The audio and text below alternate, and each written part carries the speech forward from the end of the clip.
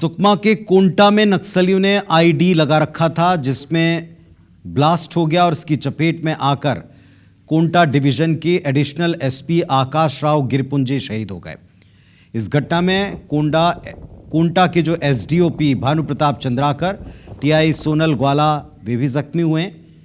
नक्सलियों ने कल 10 जून को भारत बंद का आह्वान किया था। इसे लेकर एएसपी आकाश राव अपनी टीम के साथ पैदल गश्त पर निकले और तभी कोंटा एर्राबोर मार्ग पर डोंडरा के नज़दीक नक्सलियों के लगाए गए आईडी ब्लास्ट की चपेट में आ गए। इस ब्लास्ट में एसडीओपी और कोंटा टीआई भी जख्मी हुए। एडिशनल एसपी आकाश राव गिरपुंजे के पार्थिव देह को रायपुर लाया गया है। कल उनका अंतिम संस्कार होगा। वहीं मुख्यमंत्री विष्णुदेव साय ने इस घटना पर दुख प्रकट किया, कहा कि नक्सलियों को इसका नतीजा भुगतना पड़ेगा। वो दिन दूर नहीं जब नक्सलियों का अस्तित्व पूरी तरह समाप्त होगा। तो एक बड़ा घटनाक्रम घटा है। एक के बाद एक नक्सलियों के खिलाफ मिलती सफलता के बीच में सुकमा के कोंटा में नक्सलियों की जमीन के नीचे बिछाए गए आईडी में चपेट आकर कोंटा डिवीजन एडिशनल एसपी आकाश राव गिरपुंजे शहीद हो गए हैं। इसके अलावा कई अन्य अधिकारी भी घायल हुए। कोंटा एसडीओपी भानु प्रताप चंद्राकर और टीआई सोनल ग्वाला वे भी इसमें जख्मी हुए। कल 10 जून को भारत बंद का आह्वान किया था। एएसपी आकाश राव अपनी टीम के साथ ही गश्त पर निकले थे और तभी वे इस आईडी की चपेट में आए। ये कोंटा एर्राबोर मार्ग था। डोंडरा के नज़दीक नक्सलियों ने आईडी बिछा रखा था। एसडीओपी और कोंटा टीआई भी घायल हुए।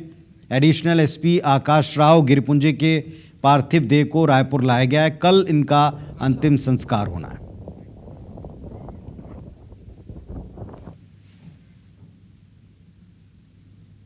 सुकमा जिले का हमारा एक अतिरिक्त पुलिस अधीक्षक आईडी ब्लास्ट में शहीद हो गए। हम उनके शहादत को नमन करते हैं, उनको विनम्र श्रद्धांजलि अर्पित करते हैं। उनका शहादत बेकार नहीं जाएगा। नक्सली अंतिम सांसें ले रहे हैं। सुकमा जिले में हमारे एडिशनल एसपी एक काबिल ऑफिसर की शहादत हुई है आईईडी ब्लास्ट होने से। ये अत्यंत दुखद समाचार प्राप्त हुआ है और निश्चित रूप से ये पीड़ादायक समाचार है। जो बलिदान उनका हुआ है, शहीद हुए हैं, उनकी शहादत जाया नहीं जाएगी। एडिशनल एसपी श्री आकाश गिरपुंजे जी का आज सुबह लगभग 9 साढ़े 9 बजे जो घटना घटित हुई और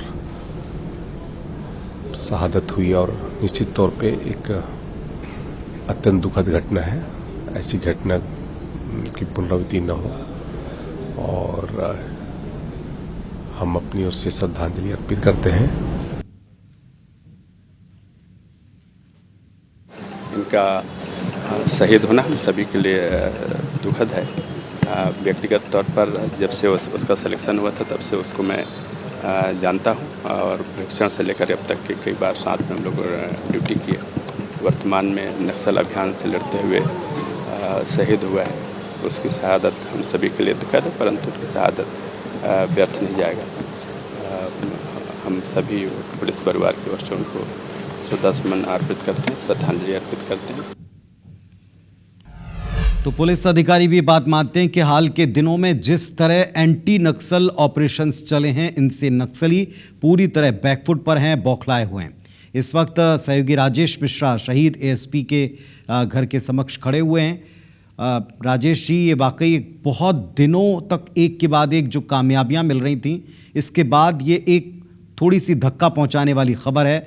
पार्थिव देह लाई जा रही है और इसके बाद में कल उनके अंतिम संस्कार को लेकर जानकारियां हैं। कौन कौन पहुंच रहा है, क्या गतिविधियां हैं, थोड़ा बताइए।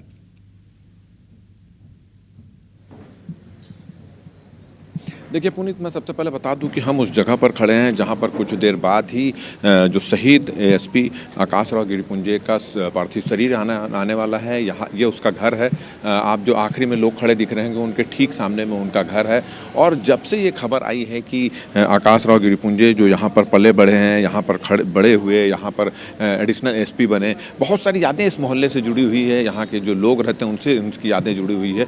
उसको लेकर काफ़ी गमगीन पूरा मोहल्ला, पूरा लोग यहाँ पर नज़र आ रहे हैं। और यही वजह है कि सुबह से ही जब से जानकारी मिली तब से आसपास के लोगों का, रिश्तेदारों का उनके घर में आना जारी है। हम आपको बता दें कि उनकी जो पत्नी है, आकाश राव की पत्नी, वो मायके गई हुई थी महाराष्ट्र, वो भी कुछ देर पहले यहाँ पर लौटी हैं। और जैसे जैसे लोगों को जानकारी मिलती जा रही है वो यहाँ पर पहुँचते जा रहे हैं। कुछ देर बाद ही उनका पार्थिव शरीर, जो फिलहाल अभी मेकाहारा में है, उनके चिरघर में उनका पोस्टमार्टम किया जा रहा है, वो यहाँ पर पहुँचेगा। और उसके पहले तैयारियाँ पूरी हो चुकी है। हम आपको दिखा रहे हैं कि ये एक रास्ता आप देख रहे होंगे सामने वाला, जो रिंग रोड है, रिंग रोड से रास्ता उनके घर की ओर आता है। उस रास्ते को पूरा दुरुस्त कर दिया गया है। पुलिस के अफसर और तमाम लोग जो उनके साथ काम किए थे पुनीत, क्योंकि बहुत लंबे समय तक एडिशनल एसपी यहाँ पर रहे थे, सीएसपी रहे थे आकाश राव गिरिपुंजे, तो एक यादें पुलिस वालों के साथ, उनके समकक्ष अफसरों के साथ जुड़ी हुई थी। उस याद को देखते हुए बहुत सारे लोगों का यहाँ पर आने का सिलसिला यहाँ पर जारी था। कुछ देर पहले ही कलेक्टर आए थे, निगम कमिश्नर आए थे, एसएसपी लालू मेस सिंह आए थे, तमाम लोग यहाँ पर आए थे, घर वालों से मिले, ढांढस बंधाया और ये संदेश देने की कोशिश की है कि इस दुख की स्थिति में पूरा पुलिस विभाग और आसपास के जो लोग हैं वो उनके साथ में यहाँ मौजूद हैं। तो तैयारियां आप हो चुकी है, आप देख रहे हैं कि पूरे लोग यहाँ पर पहुँच चुके हैं, पुलिस के तमाम अफसर यहाँ पर पहुँच चुके हैं। राजेश जी, मुख्यमंत्री ने स्वयं इस पर एक्सपोज करके दुख प्रकट किया है और साथ में ये भी कहा कि शहादत कतई व्यर्थ नहीं जाने वाली है। कौन कौन और बड़े नेता पहुंच सकते हैं, अधिकारी पहुंच सकते हैं, या श्रद्धांजलि का एक अलग कार्यक्रम है?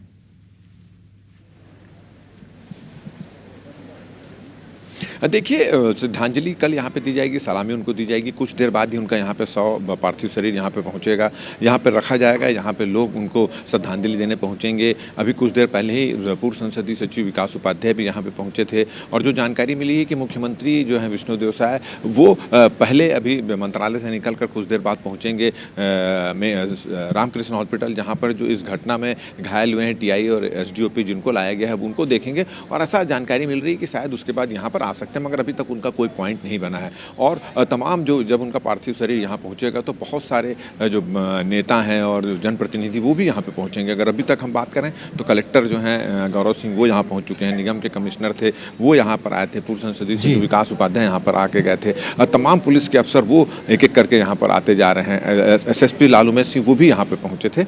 और कल जो है 10 बजे करीब मारवाड़ी महादेव घाट में इनका अंतिम संस्कार किया जाएगा और उसके पहले उनको अंतिम सलामी भी दी जाएगी। जी, हमारे सहयोगी तहसीन जैदी इस वक्त मेकाहारा से जुड़ गए हैं।